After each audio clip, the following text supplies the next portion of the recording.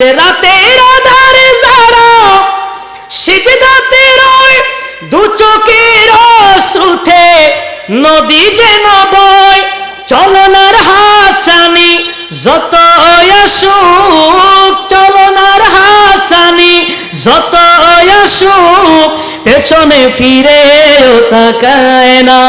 যাদের হৃদয় আছে আল্লাহর ভয়, তারা কবু পথ ভুলে যায় না। তারা আল্লাহর ওলি যারা আছে তারা এক নম্বর কি এনেছে? ঈমান। দ্বিতীয় নম্বর কি অবলম্বন করেছে? তাকওয়া নীতি অবলম্বন করেছে। আল্লাহ রাব্বুল আলামিনকে বললাম, আল্লাহ তাহলে এগুলা অবলম্বন করেছে, সেজন্য তাদের কোনো ভয় নাই, তাদের কোনো দুঃখ নাই, তাদের কোনো পেরেশানি নাই। বলে আল্লাহ তাদের জন্য আর কি রয়েছে? আল্লাহ সুবহানাহু ওয়া তাআলা বলছেন, বলে যাদেরকে আমি আল্লাহ বন্ধু বানিয়ে নিয়েছি তাদের জন্য পুরস্কার রয়েছে, সুসংবাদ রয়েছে। বলে কি? দুনিয়ার জমিনে না পরকালের জমিনে?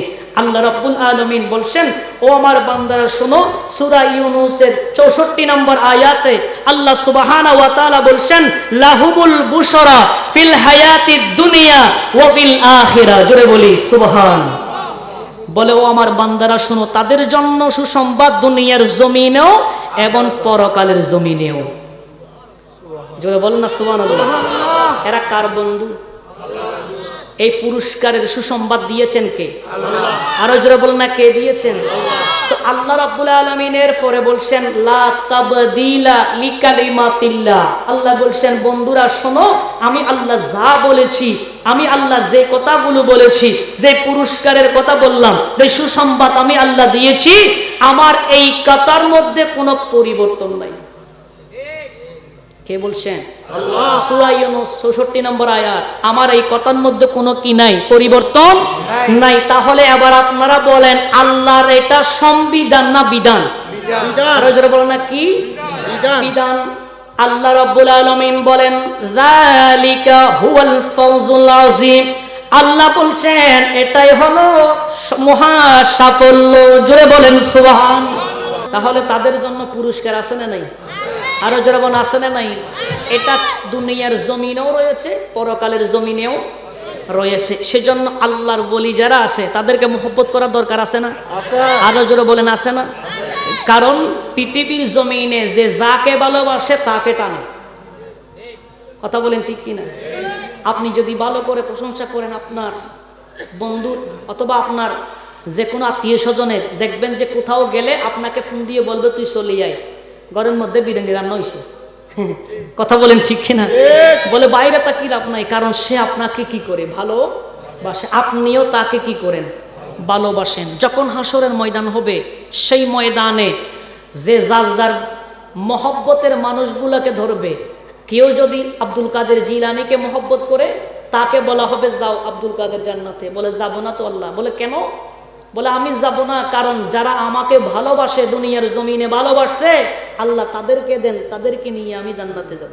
সুবহানাল্লাহ। আর একটু জোরে বলেন না সুবহানাল্লাহ। এই জন্য রাসূল বলছেন, যে যাকে ভালোবাসে তার সাথে কি হবে?